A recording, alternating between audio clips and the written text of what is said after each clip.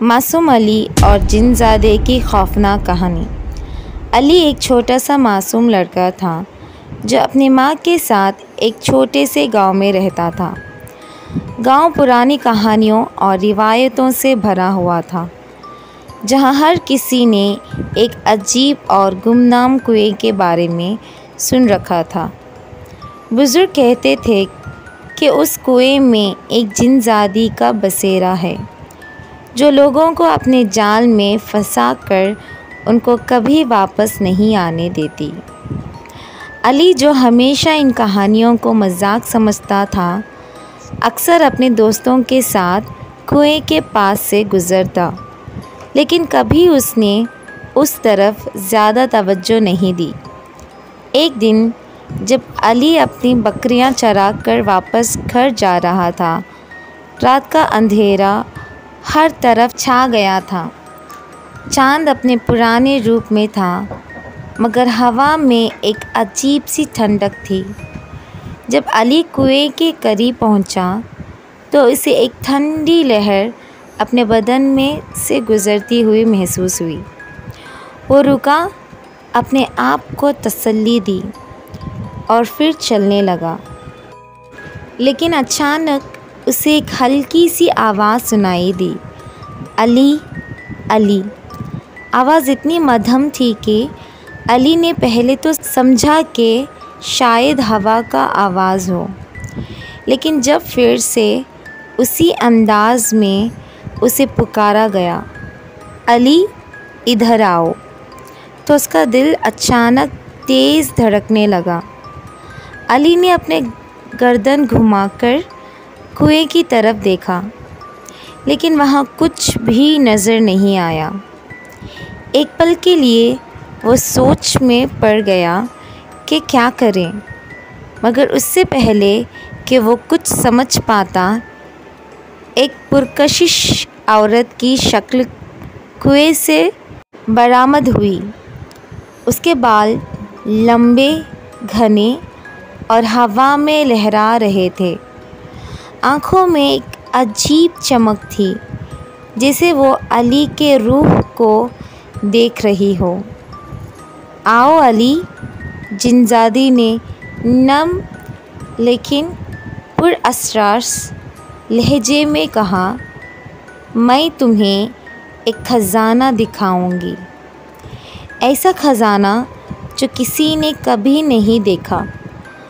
علی کا دل معصوم تھا اور اسے خزانوں کی کہانیاں بچپن سے سنائی گئی تھی۔ جن زادی کا روپ اتنا پرکشش تھا کہ علی کو کچھ دیر کے لیے اس کی بات پر یقین آنے لگا۔ وہ دھیرے دھیرے کنویں کی طرف بڑھنے لگا، لیکن جتنا قریب جاتا اسے محسوس ہوتا کہ ہوا اور زیادہ ٹھنڈی ہو رہی ہے۔ اس کا دل اور تیز دھڑکنے لگا، مگر جن زادی کی آنکھوں کا جادو اسے روک نہیں پا رہا تھا۔ جب علی بالکل کنویں کے قریب پہنچ گیا تو جن زادی نے اپنے ہاتھ بڑھائے، لیکن جیسے ہی علی نے اپنا ہاتھ اس کی طرف بڑھایا، جن زادی کا چہرہ اچانک بدل گیا۔ اس کے ہونٹوں پر ایک ڈراؤنی مسکراہٹ تھی اور اس کا چہرہ عجیب طور پر بکھر گیا۔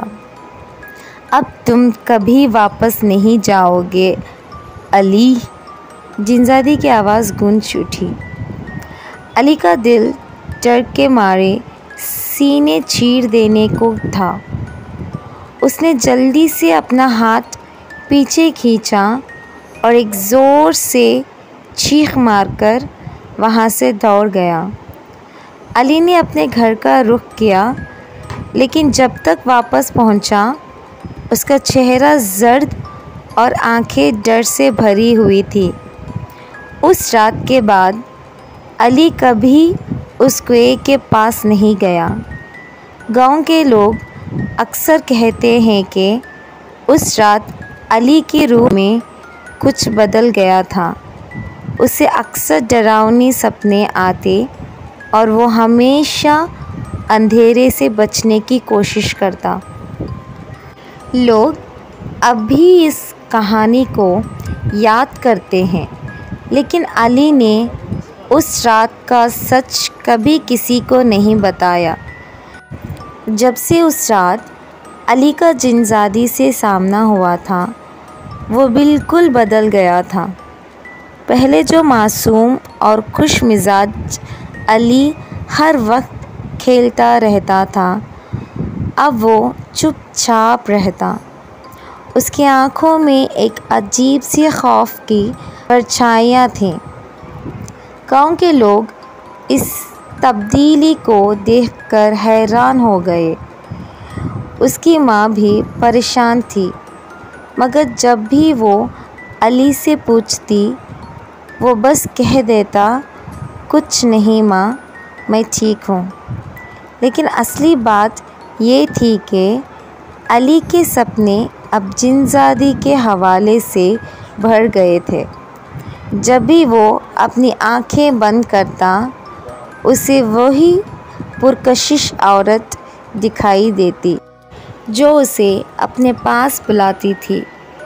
سپنوں میں علی اکثر اپنے آپ کو اس کنویں کے قریب کھڑا پاتا جہاں جن زادی اسے اپنے جال میں پھنسانے کے لیے تیار ہوتی تھی۔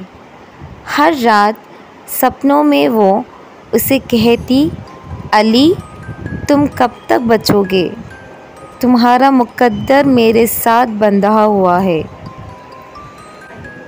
ایک دن جب علی اپنے گھر کے باہر اکیلا بیٹھا تھا، اس کے پاس گاؤں کے ایک بزرگ آئے۔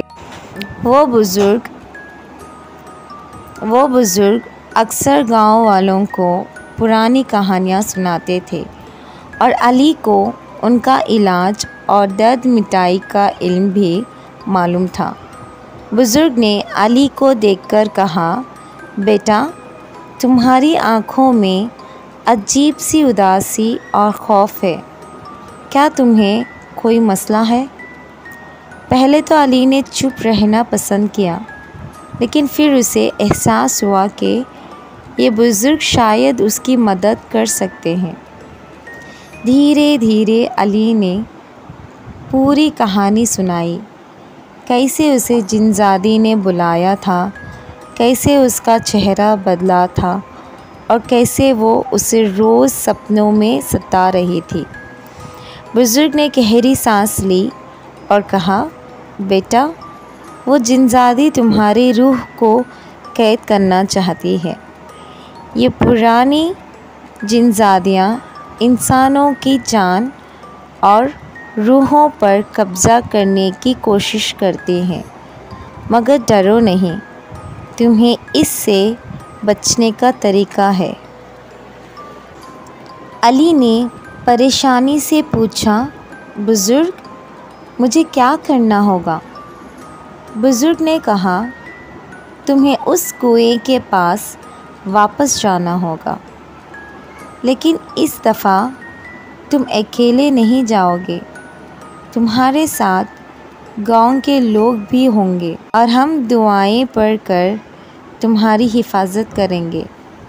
تمہیں اس جن زادی سے آمنا سامنا کرنا ہوگا، مگر اس دفعہ تمہارا دل مضبوط ہوگا، تمہیں ڈر کو اپنے اوپر حاوی نہیں ہونے دینا۔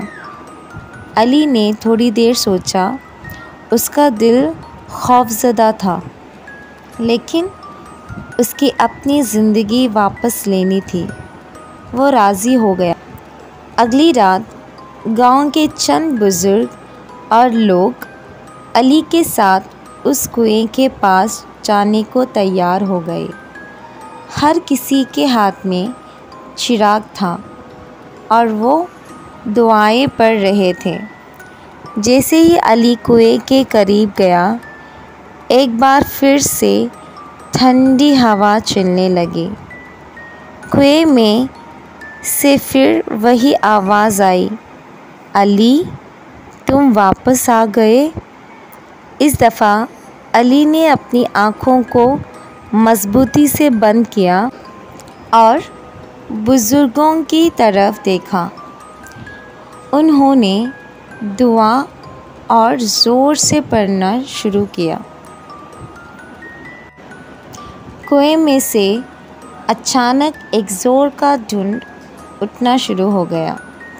جنزادی پھر سے سامنے آئی، لیکن اس بار اس کا چہرہ غصے سے بھر گیا تھا۔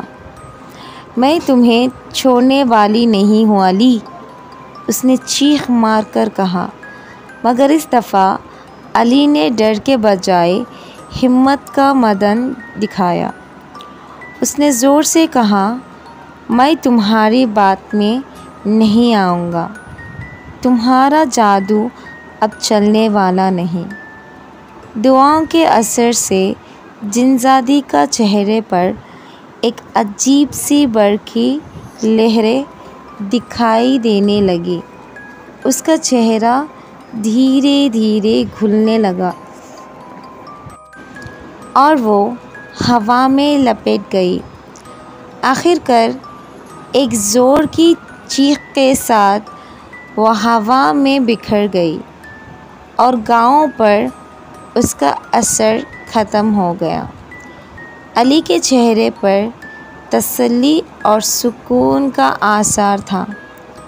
اس رات کے بعد نہ علی کو سپنے آئے اور نہ اسے کوئی عورت بلانے لگی۔ گاؤں کے لوگ کہتے ہیں کہ جنزادی اب وہاں کبھی واپس نہیں آئی۔ علی پھر سے اپنی زندگی جینے لگا، لیکن اسے ہمیشہ یاد رہا کہ کبھی بھی ڈر کو اپنے دل میں جگہ نہیں دینا چاہیے، کیونکہ ہمت اور یقین سے ہر بلا کا سامنا کیا جا سکتا ہے۔ اگر آپ کو یہ کہانی اچھی لگی ہو تو چینل کو لائک، شیئر اور سبسکرائب ضرور کیجیے گا۔ اللہ حافظ۔